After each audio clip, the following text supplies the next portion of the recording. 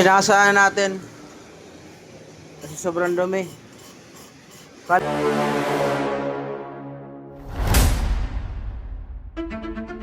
Kala ko bagong overhaul, pero sige lang, ayusin na lang natin. Tapos ito papalit natin, oh. Kasi yung chain guide mo wala na, oh.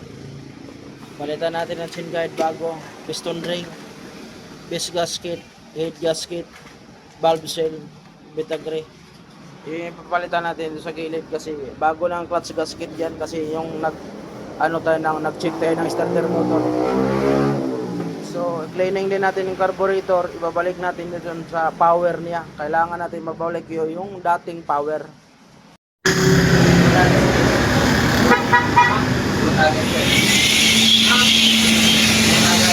Sabit yung kuko mo. Kailangan di sabit yung kuko. Kailangan ma-check yung mga butas, ha. Tatagos. Oh, yan. So, nilinis na yung piston. Papalitan natin ang piston ring. Ito, malinis na. Nabaping nga natin yung piston. Ipalitan natin yung piston ring. Lagyan natin bagong base gasket. Pati yung cylinder head niya. Ipalitan natin yung valve seal. Ihasa natin. Yung block, ibalik natin. So, nakabit na natin yung cylinder block. Malinis, kita niya, malinis. Okay, malinis yan, na. Pwede mo kunin dito yung chain.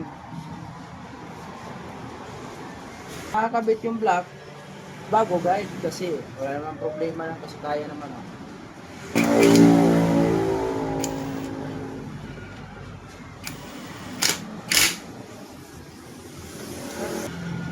Hindi yung pwede niya, basta-basta lang double check. Okay.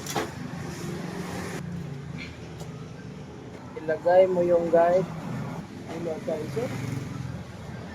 Ano siya kabitan? Kaya mo lang, sabit mo lang.